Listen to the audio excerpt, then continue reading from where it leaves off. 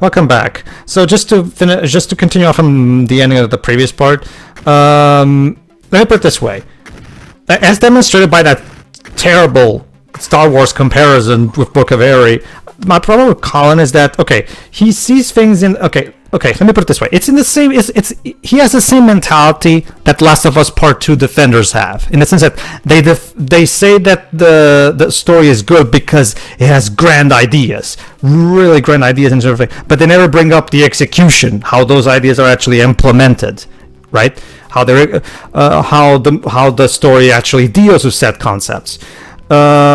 And that's my issue with Colin. Like with Book of Eri is a great example of how I'm trying to have these big ideas, these big happenings, and like it's about dealing with brain cancer, it's about dealing with child abuse, but instead of actually building a coherent narrative with these elements, he just mushes these elements together into a mess of a movie that doesn't make any goddamn sense. It's random birds. Again, you can tell. Again, the Appaloosa / Nova Trade. Basically, that's back when they were making Echo games. They were known as Nova Trade, but by this point, they changed their name to Appaloosa Interactive. Appaloosa / Nova Trade. They really they had put in a lot of detail into the overall environment and everything, to the point again you have random birds just because it adds more to the believability and immersion, right? Again, this is the kind of thing that wasn't at all common in Mega Drive games because it wasn't the standard at the time. Nowadays it is. Nowadays this kind of thing is just standard, right? You see this kind of thing in games all the time. But again, you have to understand that for the time and the platform that this game came out, this game was bloody impressive. I think you'll have to agree. So yeah, it does look very impressive. Again, and trust me that at the end of this part, we're going to have ourselves the first boss battle, in the middle of this part, we're going to have ourselves the first boss battle, and guess what, Theo? Mm-hmm. You were quite impressed by the 3D in David Perry's Mega Drive games. This game, Theo, is going to take that to the next level, as you'll see after we're done with this mission. You mentioned Echo. There's this dark part of me that wants to show that opening to my nieces. Just like, hey, look at this cute dolphin game, and then get up to that horrible scene. Well, I love how you are. Just to scare them, I'm like, no, I can't. They think I'm cool. I don't want them to hate me. Dej, how old are your nieces? X to go on 7. Really? You're going to do that to the poor little preteens? Shame on you. The thing, to be fair, I played Echo back in their age, and I turned out fine. Whatever. Did you? Right. Yes, I did. Yeah. I have a job, I have a wife, and I seem to be doing very well health-wise. I mean, I'm not saying my life is perfect, but I seem to be doing pretty darn well, all things considered. Look at here, Pedro. He is the finest specimen of a man that has walked to this earth, as you can see. No, job. I think that would be funny if you say it in using the voice of the National Geographic guy. Here now, we see Pedro Duarte, the finest specimen of a man ever to walk the very surface of the earth. Yeah, there you go. And then Pedro's like, what are cameras doing in my house? Actually, it's interesting you say that, because there's actually a Dexter's Laboratory episode that kind of is like that. Basically, it's this thing where they're doing a National Geographic thing where they call Dexter Blackfoot because of his black boots, right? So basically, there's these cameras. For example, they even talk about how Dexter is about to go eat something in the table, and then all the rest of the family just goes and starts eating like animals and everything, and sad and alone. The poor little guy has to deal with the scraps, just like it's usual for small-scale animals and stuff like that. So this is this entire episode where the characters don't speak. It's just this National Geographic thing. But then at the end, they have a moment where suddenly Blackfoot notices us. Fearing danger, he runs away, as in he saw the cameras. So, again, Garen Tartakovsky came up with such really, really cool, unique ideas for that show. Reminder, same guy who came up with this show also came up with Samurai Jack. Yeah, he still hasn't seen it, so I Don't worry, it's on the list. Also, Joe, You haven't seen Samurai Jack, Pedro? Wow. See, okay, and trust me, when I say this, trust me, I fully and trust me, I to this day I still kind of beat myself over for it. I assure you, because, okay, you have to understand that back in the mid '90s, when I fell in love with Cartoon Network, it was because of the hilarious, funny Tex Avery style cartoons that they had with stuff like, you know. So back in the day, I was going through that thing where, you know, when like Samurai Jack would come out and would be like this serious cartoon in the style of Avatar and stuff like that, and I was just like, this isn't funny. Like, because when I tuned into Cartoon Network, it was mostly for watching funny cartoons. Like, you know, because aside from the cartoons that were made specific to the channel, they also aired a lot of Looney Tunes and MGM cartoons, Tom and Jerry. You know, so Cartoon Network back in the mid '90s, you have to understand, was 90%, hell, even more than 90%, I will argue, just funny cartoons. And that's kind of how its image was for me as a kid, you know. So whenever they would have a serious cartoon, it would just feel weird to me. Wait, well, this isn't funny. So obviously at the time I wasn't, basically I just wasn't old enough to properly appreciate that cartoon still. Because it's not that I didn't watch adult cartoon, like serious cartoons. I watched the Batman animated series and stuff like that, but with Cartoon Network, it was one of those cases where I had this weird mentality where when I watch Cartoon Network for funny cartoons. You know what I mean? It's a shame because there was actually a ton of amazing. Trust me. I am perfectly aware that I missed out on it as a result of it. Trust me. Wait till I get him into Ben 10. He'll finally understand why I like that series. You know. Honestly, in some way, you may have saved yourself the pain of having to wait for a proper conclusion to that show because of the final season, right? Yeah, because I've heard the final season was apparently a mixed bag. Apparently. Mm-hmm. It's not just that. It's also the fact that those of us who were fans of the show had to wait quite a long time for there to be an actual conclusion. Until then, the best win we got was actually the IDW comic, which, to be fair, did give a decent kind of resolution overall, and some argue it's better than the actual season 5. I forgot. What was the resolution given in the IDW comic? Jack decides to stay in the future and actually organize a resistance against Aku, saying that trying to return back to the past is futile at that point. Then he needs to focus on what's important, as in the friends that he had collected, the different directions that he established, and the fact that ever since he got back in the future, he started improving the world that Aku had destroyed. And you know what? Tio is right, though, that the comic was legit fine. And you know what? And he gave us this great comic line, which I put. Mind you, I don't really hate the way season 5 ends, but I have my reservation. I don't want to, mention too much, both for spoilers and both for not diverging too much. So, what I wanted to say before, Joe, is the fact that even in general, for most of the products that he worked on, and he still works to this day, case in point Primal, Genndy Tartakovsky actually manages to be a master of minimalism, Yes. There can be a case where entire episodes are done without a single sentence, and yet you get literally entire package of characterization, compelling story and emotional value. So, I don't know how he's capable of doing that, but he's capable. Tartakovsky is an incredibly talented guy. That's not even in question. He was talented enough to help Adam Sandler be funny again. That does take some quality. True, the creator of Hotel Transylvania.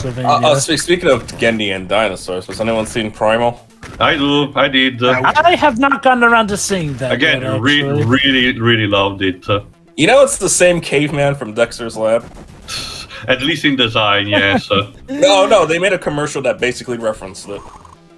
But to be fair, it's an Adult Swim production, so might as well, I suppose. Can't wait to see that in Multiverses. That actually is a cool idea.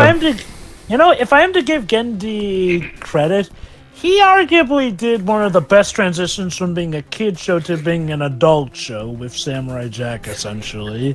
Like, it's more or less the same show, just allowed to have more mature things in it now. Sure. It's basically how TMNT is. Like, you have the 2012 show and the 4 Kids stuff that was just for all ages, while IDW comic is basically meant for an older audience, but still has the sense of why you even like the series in the first place. Yes, Pedro? Then there's the Batman and TMNT crossover, but yes, Pedro? No, the Gandhi is awesome. Although my personal favorite of the Golden Age Cartoon Network directors will always be again, just because he doesn't get enough love in my opinion, David Feiss, because aka the creator of Cow and Chicken and I Am Weasel, because when people talk about the Cartoon Network legends, they talk about Craig McCracken, getting Tartakovsky, as they should. Don't get me wrong. Maxwell Adams, Danny Antonucci. Yeah. So don't get me wrong, those guys all deserve their status. It's just that David Feiss made my personal favorite of the cartoons, and they were, while they were on, they were the pillars. Part of they were just as promoted and just as beloved as the other cartoons that were airing at the time. So I really think it's kind of a shame that he doesn't get mentioned. He doesn't get mentioned at all. I love how that car has the Which one ability did he to make? jump. Cow and Chicken and I Am Weasel. When I mention Gandhi Tartakovsky or Craig McCracken, people immediately know who they are. Craig McCracken. Oh, he created the Powerpuff Girls. But when people but if I say the name David Feiss, I have yet to find someone who knows the name before I clarify who it is. Yeah, like whenever Pedro says to me, "I am Weasel," I'm like, "Oh yeah, that's the one that Worf said, isn't it?" Exactly. Anyway, See? Michael Dorn. To veer things to the game for a bit, I love how that car has the ability to jump. Yeah. Whoever hired you, they thought of everything. We need to make it so that this car. There's no expense. Yeah, they spend no expense. Well, that's the thing. Basically, there is not really much of a plot. The only basic scenario you have is that you're a hunter and you're trying to collect these dinosaurs to sell for profit, basically. So you can maybe argue that you're playing as the bad guys from the second movie, maybe.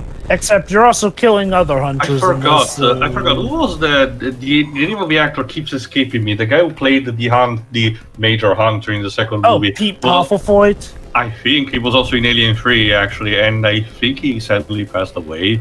Let me check.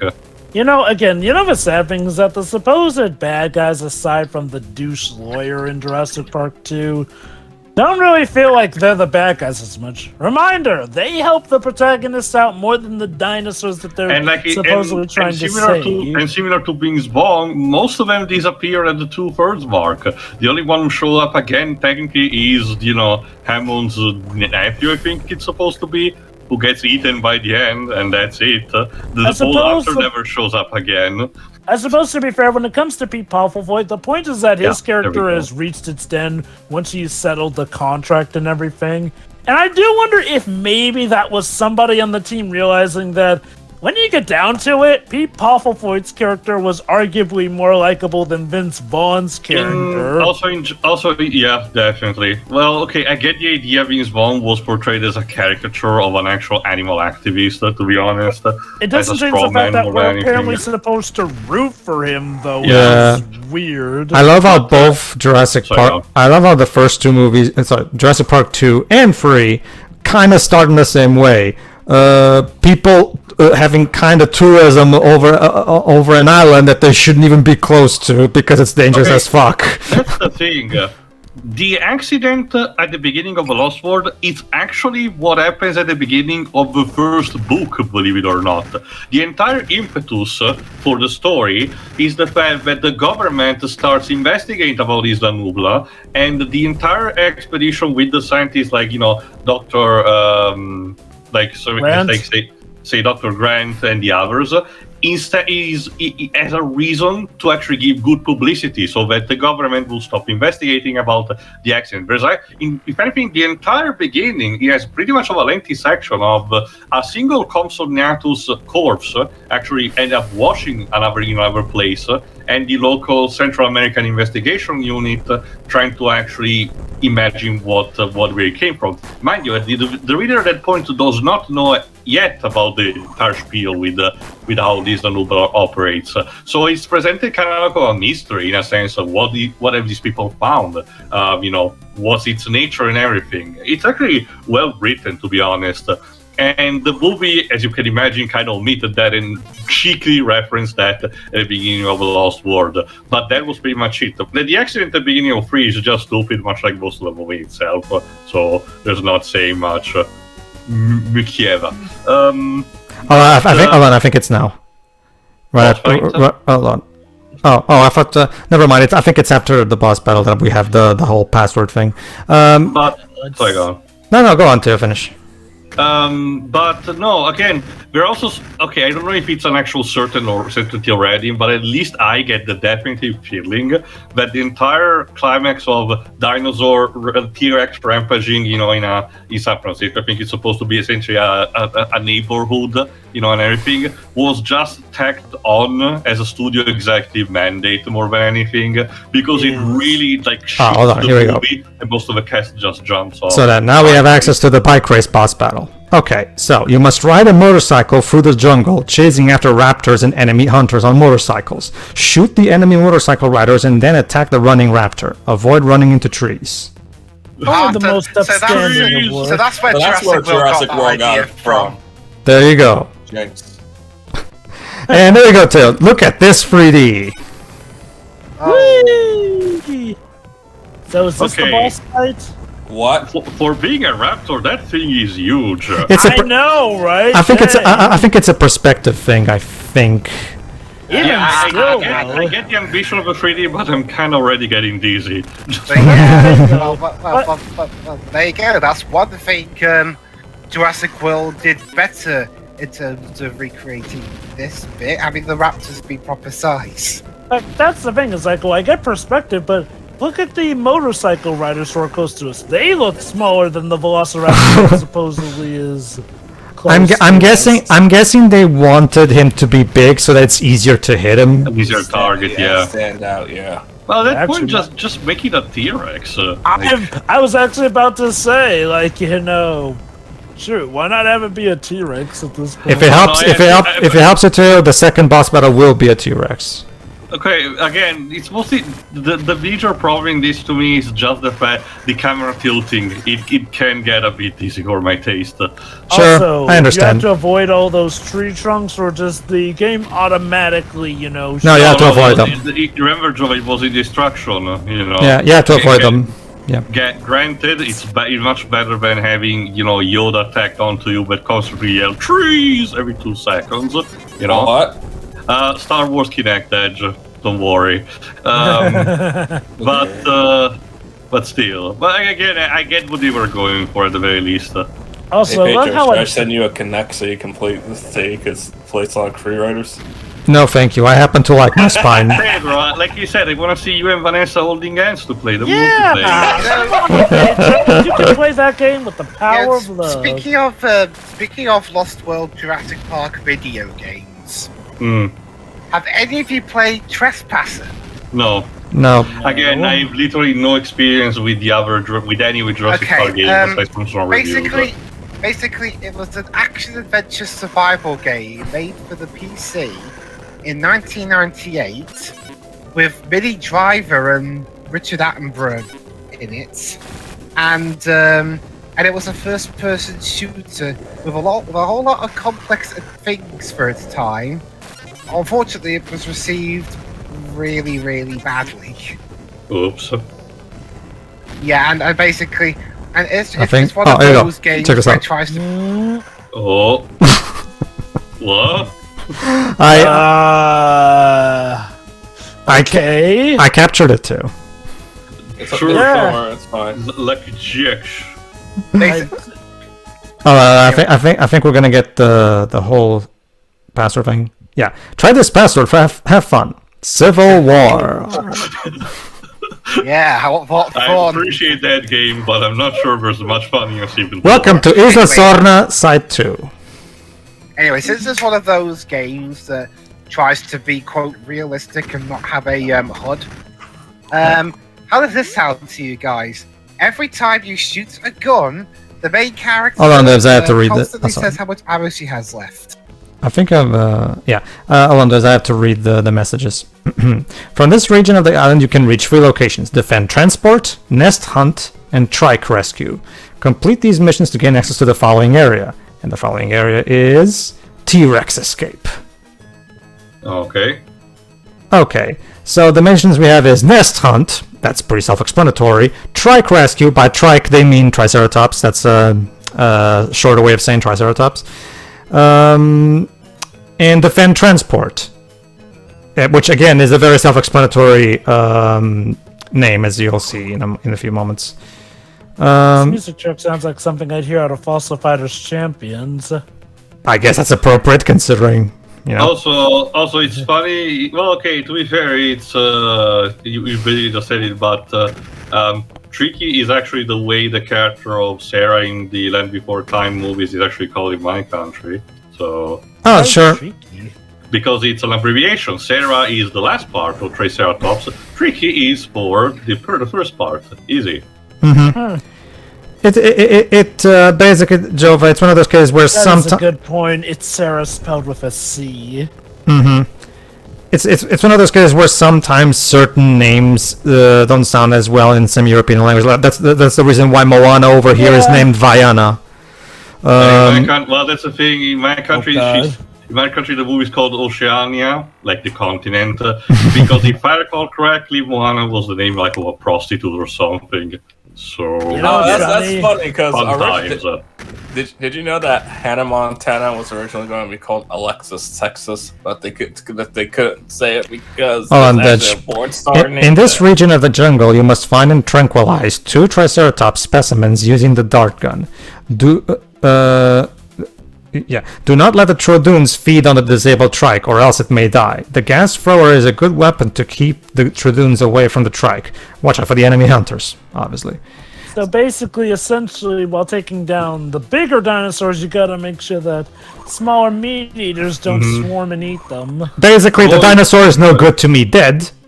Obviously, I need it alive, so I need to protect it from predators. Just Sorry, like from predators. I mean, where that guy's obsessed in collecting teeth from living dinosaurs. In terms of Trespasser, the guy who was the main head honcho of it, Seamus Blackley, he did go on to create and design the original Xbox, so at least his career survived till that.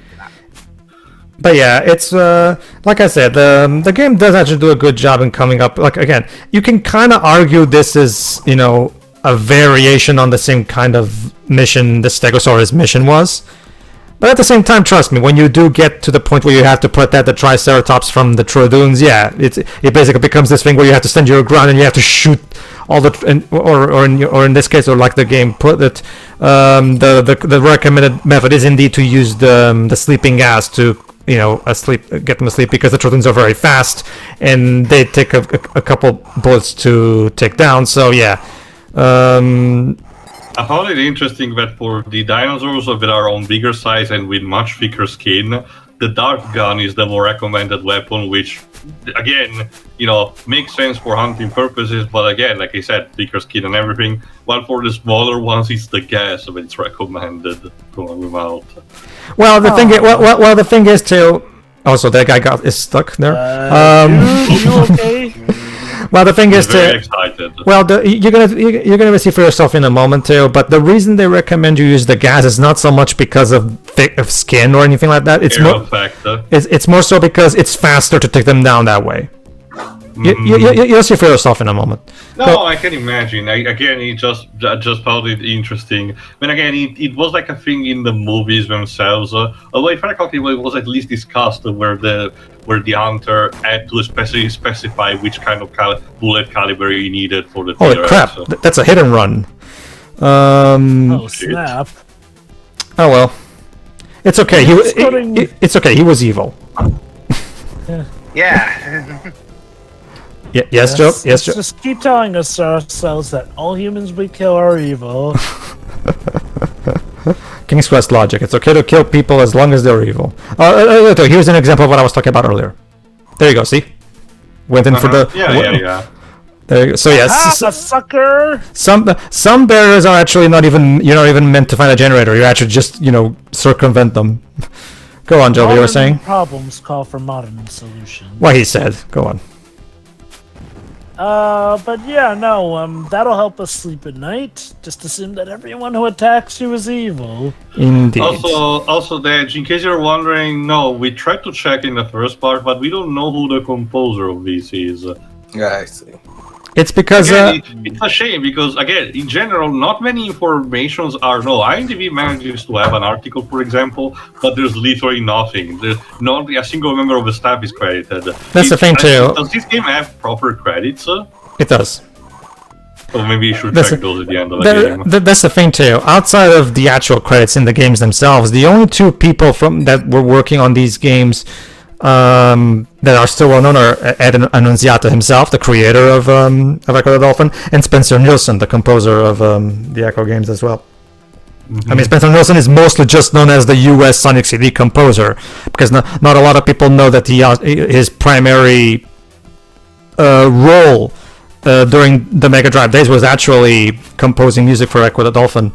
Because believe it or not, Echo the Dolphin back in the day was considered one of the pillars of the Mega Drive, because the first game was the first two games were very, very successful. The game didn't get a 3D game on the Dreamcast for nothing, obviously, right? It sucked balls, sadly, but yeah. Well, what can you do? The thing about Echo is that it's honestly, if you asked me how would you translate Echo into 3D, I wouldn't even know how to begin, to be honest with you, because.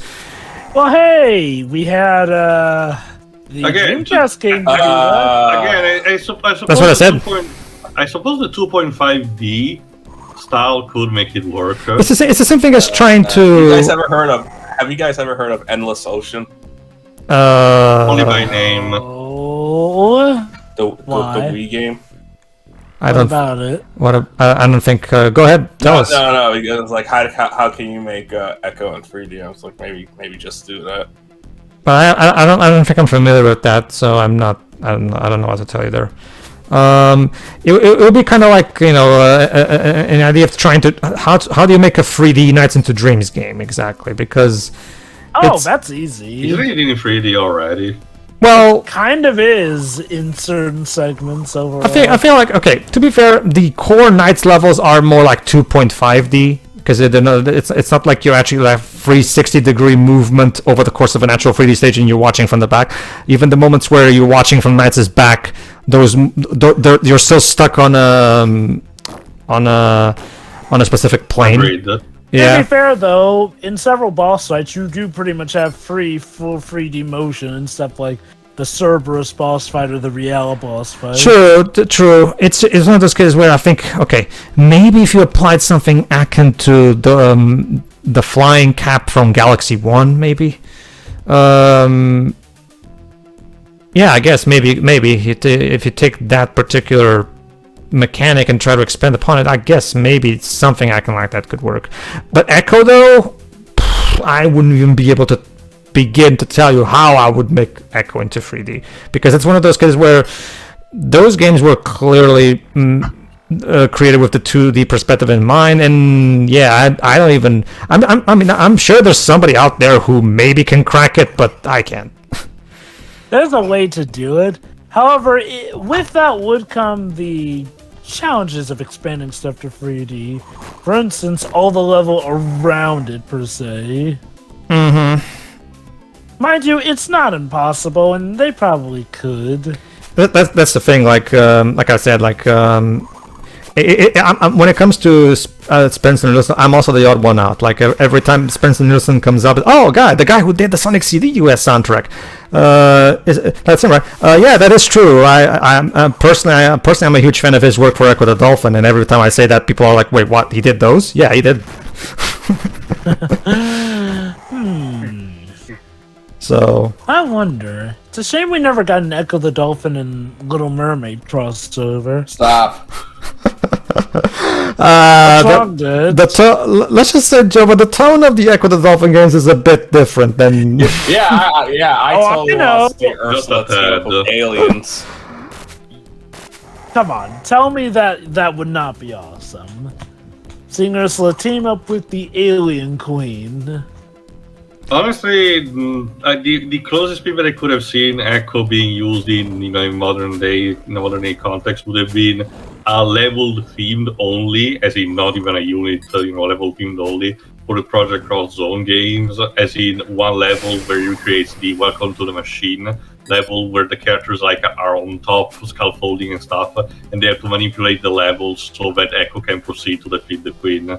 Mm-hmm. I do appreciate that M2 included both Echo the Dolphin and Echo the Tides of Time on the Mega Drive Mini.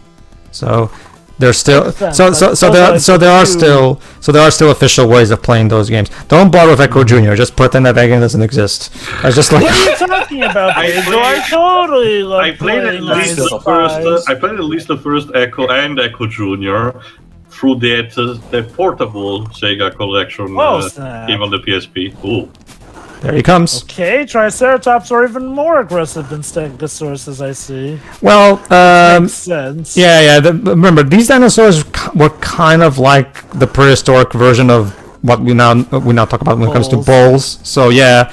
You can kind of say that they're kind of maybe their ancestors of sorts. Again, just because they're because they're herbivores doesn't mean that and suddenly now you guys come out in the woodwork after I've taken down the things. There you go. They intend to be working again like Compsognathus as in scavengers.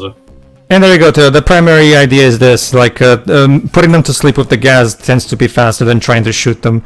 Because the primary idea is to try your best to not let the health bar of the Triceratops run out. And as you can see, that bottom chronometer thingy, that's your timer. So try to keep the Triceratops alive until the timer expires.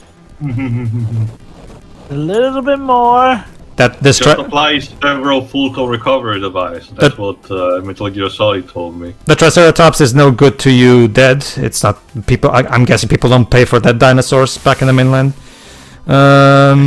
So yeah, gotta keep it alive. Fuck, Jesus Christ! That's the thing about the Troodons. They're incredibly fast, and sometimes you'll be minding your business, and suddenly a Troodoon comes out of nowhere and attacks you. Oh, so they're like the puffer fishes from Echo. So yeah, I guess you can say they did a good job in capturing the experience of the movies. Like you're trying to, survive, and suddenly a raptor or something else comes out of the woodwork and just, attacks you and shit. So. It's funny because the dinosaurs don't seem to trip up the mines. Only you seem to. Oh no, they do. They do actually. Just yesterday when I was recording another part, I managed to kill a T-Rex kid by trying to lure him into the landmines and having the T-Rex basically kill himself. So. Was that in the cave? Because in there, I feel like the landmines blend in a bit more with the background. No. I mean, in the part that I recorded yesterday, you haven't seen that yet. Yes. Oh wait. Oh. You'll see for yourself. You mean a part that you recorded. Okay. Yeah. I thought you were talking about a part you'll that see, you already watched. You'll see for yourself when we get to part 7. No.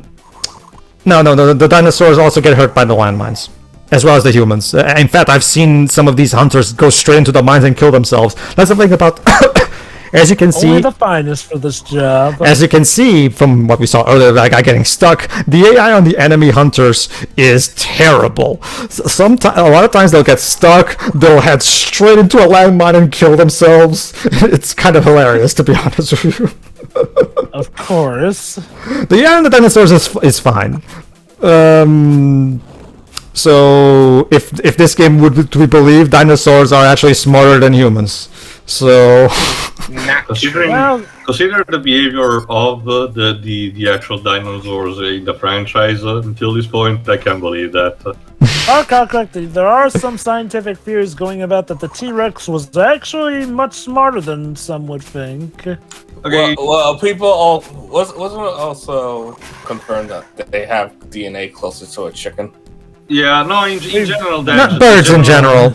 Yeah. The general theory that the paleontologists actually have at the moment, which is the most actually, that they concur upon is the idea that they actually are the ancestors of modern day birds. Yeah, that's because of the reptiles. I can help you there, Dej. See, the basic gist of it is that, like for example, I'm guessing you've heard of the whole "what came first, the chicken or the egg" paradox. Yeah. The actual answer to that, as dictated by science, is the egg. Not why, because the egg existed before the chicken, as in it came from dinosaurs. The reason chickens are descended from the reason chickens are descendants of dinosaurs is because exactly they're egg creatures, basically. At some point, for example, there's a reason why the reason dinosaurs went extinct is because after the meteorite basically turned the atmosphere basically almost unlivable, the smaller creatures that were able to survive with less food, those were the ones who of course were able to survive over time, whereas giant creatures like the T-Rex died because, well, there was no way for them to survive at that point, basically. So basically, it has to do with the fact that the fact that they lay eggs is your cue that they eventually became chickens in the evolution tree. Basically. Mind you, that doesn't stop nature to produce a very weird, very weird animals that, by the rules established by different groups, should make no fucking sense, like platypus. Well, there are some things you just don't question. It's because well, actually, that's the thing. Like, it has to do with crossbreeding. I'm not the best person to talk about this. I'm not an evolutionary scientist, but the basic gist of it too is that animals who are similar. There's a reason why there's multiple kinds of dogs. Whereas that's the same kind of species and groups, Pedro. I get that, and when you get stuff like, for example, the liger, or combining. But what I mean is that the platypus as an animal is paradoxical because it has properties of animals and of birds and mammalians just mangled together. Even applying what you said, it just doesn't make any sense. Okay, see, here's the thing. That's the thing too. Like, if I had a scientist right here, I could ask him to, because I'm not really the best. I know. I'm not really the best person to explain this to you because I only have a basic layman knowledge about it. If someone wants in the comments, they're open up. Please go ahead. But it's one of those cases where, like, okay. Anyway, mission complete. Now the passwords do not have some. This is not like with Marco's Magic Football. The passwords do not form words. So yeah, it's one of those cases. So it's one of those cases where they were harder to memorize.